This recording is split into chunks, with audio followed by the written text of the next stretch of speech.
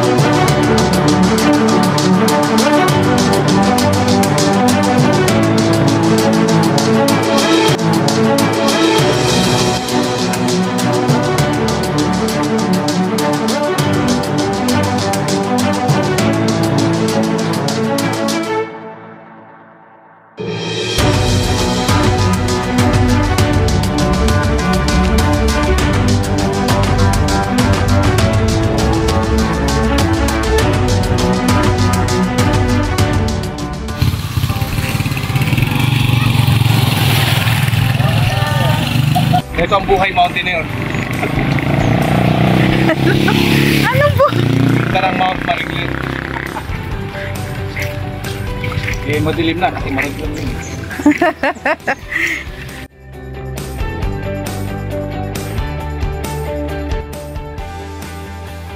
Grabe. Napagod na kami kaya nag-tricycle lang kami. Malayo pa. Kakasimula pa lang. So, pupunta kami ng Mariglim dahil gusto namin makita yung doon, gusto namin experience yung lamig ng panahon. Magbakasyon naman. Okay. So, naka-3 oras na lakad na kami. Hindi na namin kinaya. Kaya nagmotor na kami. Okay. Yuhu! Yan!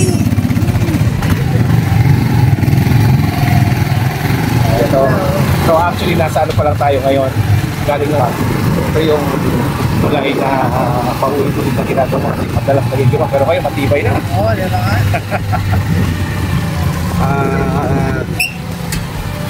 Pupuntahan din natin yung lugar na madalas na dinadayo. Hi! Hello fans! Hi fans!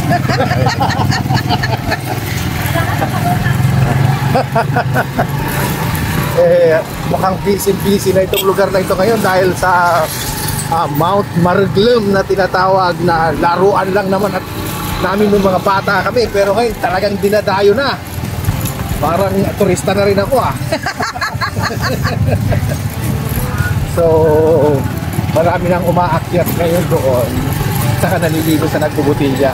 Pero kami hindi kami aakyat, doon lang kami sa bahay namin. Bahay namin! Okay, see you later!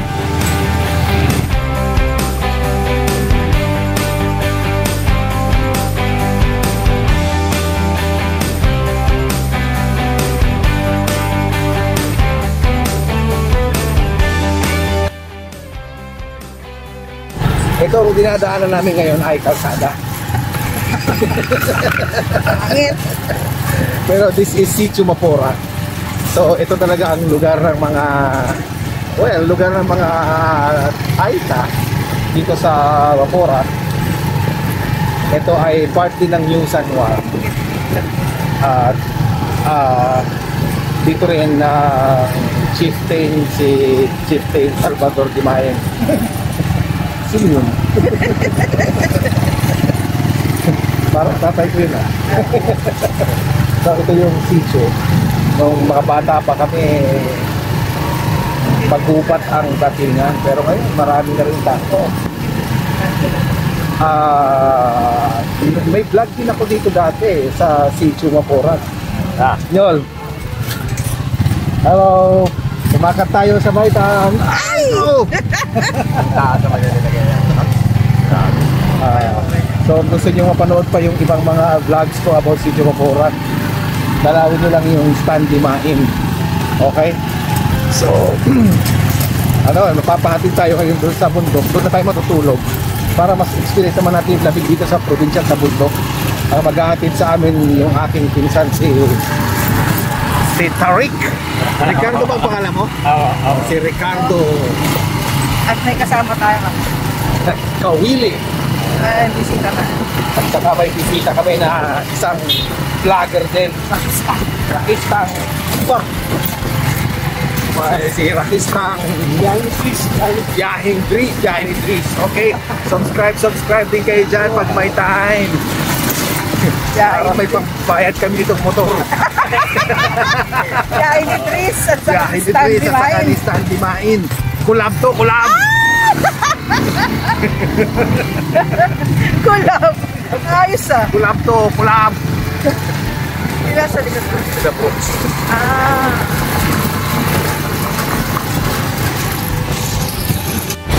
Yun lang ang laban talaga dito sa pagkakyat sa bundok. Patibayan ng motor. Matindi ang mga Rossi dito. Shucks! Kaya yung mga bibili ng tatakyo lang. Oh. Kaya yung mga 5 kanong bumili ng motor dyan, Rossi bilhin nyo.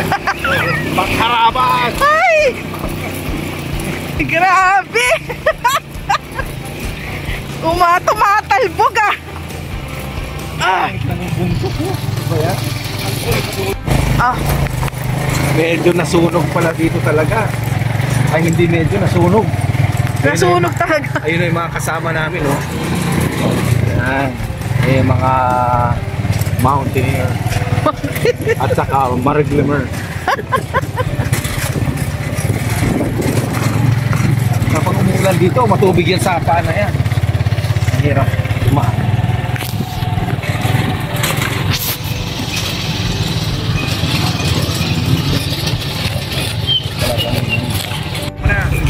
Ginabi na kami sa biyahe. Siguro mga ilang oras ang biyahe namin. Mga 15 minutes na lang. Medyo nahirapan silang umanda. Malalaki kasi yung sakay nila eh.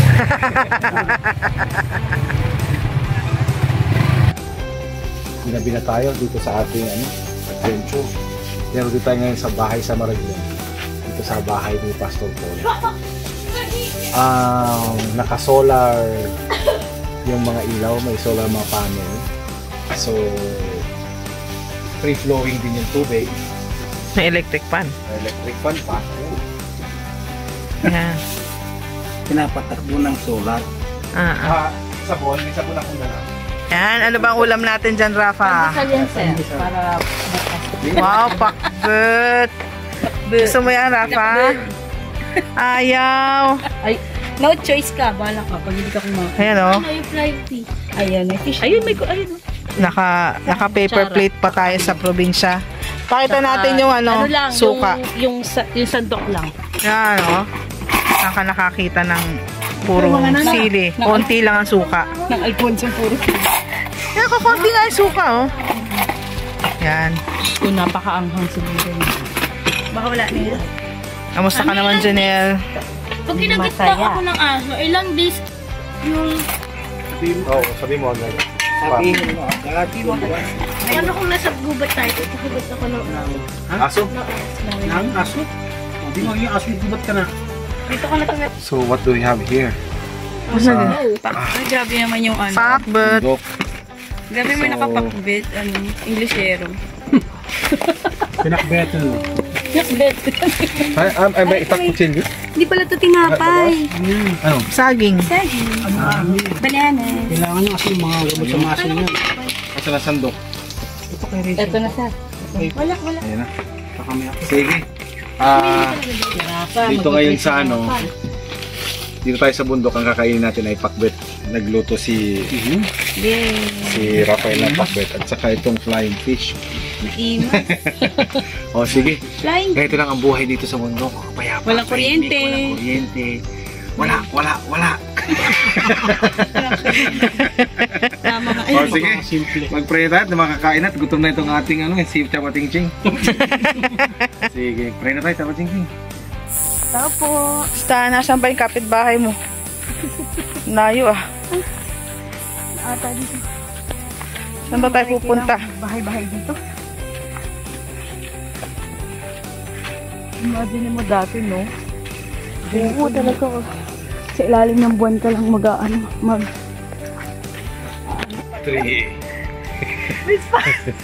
in the morning. Umayos ka nga. Start na kami ng assault.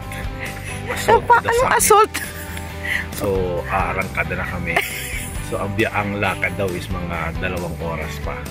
Anyhow. Kakasimula pa lang namin. Pero pababa na kami. Handa agad. Oh, sige guys, let's go! Let's go! Alright, assault! Ito na ang ating tour guide. Ayan, ito ang tour guide namin, si Wawa at saka Si Mili. Siya yung mga tour guide na walang bayan. Na pwedeng bayaran or pwedeng hindi. Oo.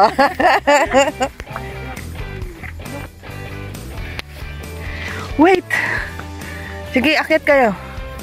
Sige.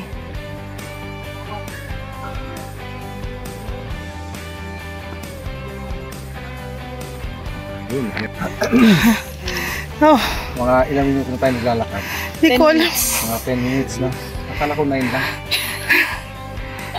So, Wala ko nga, 5 lang. taas-taas pa pero nakikita na natin ang buong ano. Kitang-kita na oh. Para pakalati na oh. Mataas. na. Pakalati na ng bundok. Ang taas agad din, oh. Ay. Darit. Ito po yung mga guide namin. Pagod na sila. Sila yung pagod.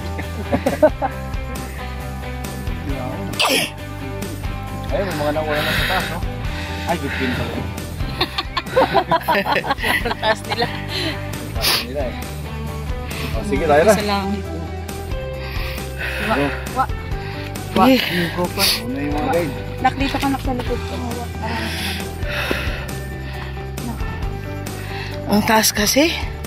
Yan talaga. Bundok eh. Dapat ano tayo pala. Hill climb, hindi tayo mountain climb. Iba yung ano dito. Akyat agad. Okay. Fire. Grabe. After na mga 3 oras na nakaraan, pick 1 pa lang. Tatlong oras. Paano ang liliit ng hakbang? Yung pang 10 minutes, 3 oras. Pero pick 1 na kami. Naniniwala kami sa saying that the best view can be seen after the hardest climb. Yes. Hard na to eh. Wala pa rin best view. Sabi mo kasi hardest. The hardest. Oh, this is the hardest as for me. As of now. And ang layo pa oh. Grabe. Anong oras na ba? 4:30 na eh. 4:30 pa lang pala. Okay pa. Kaya pa natin mga 8 o'clock. Oh, sige na. Pwede na. Kaya na? Na-relax ka na? Muli na kami. Kami 3 pag Alagpas lang natin ang pick 1. Marami ng mga nauna pero marami pa rin sumusunod. Actually may mga papasimula pa lang sa pila. Yung pick 1 yung nandun sa ilaw na yon. Oo. Yung pick 1 na yun. Yun, yung kanyang maraming grupo na yung picture na sila. Tayo malapit na tayo sa pick 2. Hanggang pick 5 para ito bago marating ang summit. Yung summit para pick 5 na yan. Pick 5 muna tapos magsa-summit na. Okay? Pick 1 muna tayo. Bato pick. Bato ba? Hindi ka na.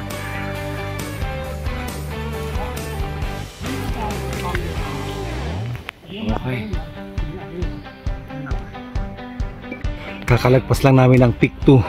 Pero nakikita mo na ang ganda ng paligid, paputok na ang araw. Pero nakikita mo na yung ganda ng paligid, nakikita mo na yung halos City ng town proper. And of course, yung ating background. Okay. Sige, hakit tayo ulit. Video ko kayo dito. Kayo ang bida sa akin. 4.5 mo nga. Malaki-laki kami. Pahinga muna tayong konti. Magpapa-advance naman tayo. Bahala na muna silang mauna. Kasi younger generation sila eh. Malakas pa sila eh.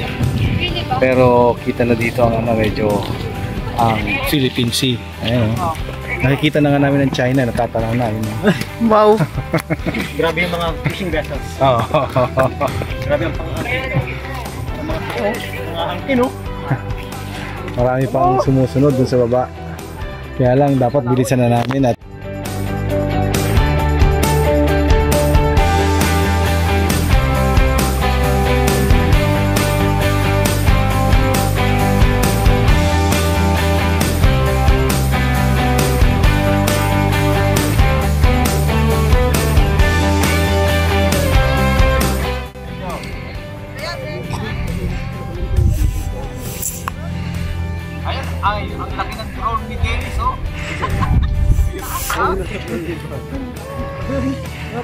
Welcome to the summit! Hindi kayang magad kahatag ay basil. Hamaros lang. Ay! Nakakuha ko na unik ba ito? Kaya baka ako ba rin? Kaya hawa, kuya nyo. Matalbara. Pagkumbot na unik ba ito? Pero pakilata, lukayan na eh.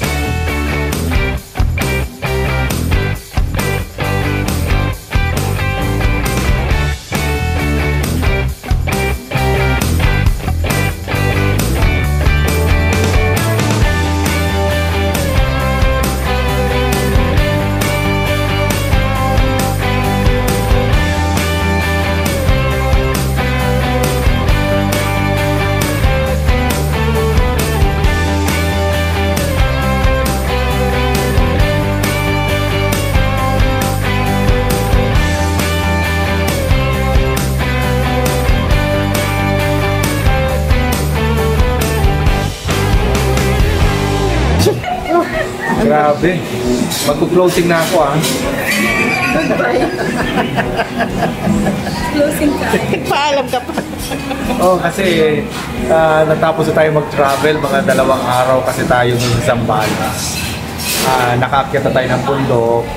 Hindi, nakapag-trekking muna kami kay Kaso sa Pamulaklaki, nag-jungle trail muna kami. Tapos kinabukasan diretso kami natulog pala sa sa bundok. Then 4:30 AM assault na kami papuntang summit. Diba? Tapos pagbaba namin galing summit, kumain kami ng masarap na arroz caldo. masarap naman talaga. And then nag-swimming na kami sa ilog. And afterwards, uwi na. And then pahinga, church, then pagdating tanghali, may nag-invite sa amin sa fiesta. Wow! Ang saya. Fiesta Thanksgiving. Actually, may fiesta doon dapat. Kaya lang, wala silang masyadong program ngayon. Kaya naghanda kami sa batibang ngayon, on the way home back home na kami sa Zambales. Ay, sa Manila pala. Sa Manila. Tapos, dito lang muna kami sa Army Navy para umorder ng tubig. Maraming tubig. So, thanks sa mga nakasama namin. Dahil kung wala sila, hindi kami masyadong mag-enjoy. Wow. Thanks to Janelle. Yes. Special thanks. To Remil, the Biyaheng Greece. Subscribe kayo at kay Rachel. And of course, kay Rafa. Kabaching. Ayan, kay Tabachichi. Ay, gumagano-gano siya. And of course, doon sa ating cameraman, ay camera girl, ayan. At sa akin. Alright. Kulang kami, suggestion sila. Kulang? Gusto mo kulang? Ikaw. Kahit saan. Kahit saan. Ay, hindi ka kukuha ng bahay sa bahay. Sambales lang. Pwede naman. Pulag. Pwede. Pulag Pulag daw. para malamig. Sabi niya pulag, siya sa Mount Pinatubo naman daw. Ay, ikaw, saan mo gusto? Pwede rin pinatubo mo na. Pinatubo. Alam ko pwede kung saan si Janelle eh. Kung saan siya pwede sumigaw na malaya. Ikaw, saan ang gusto mo akitin susunod? Gusto rin pagkain. Mount Pinaw. Pinamunan? Gusto rin pagkain. Basta may pandesal na dala. Okay. Pandesal? Ano? Based na kami nagbisita. Dito si Pekto. Shout out kay Pekto. Ayun. Walang picture na. Ayun, ayun siya. Ayan. Sige. Bye-bye. Ito na yung order namin. Inom na kami.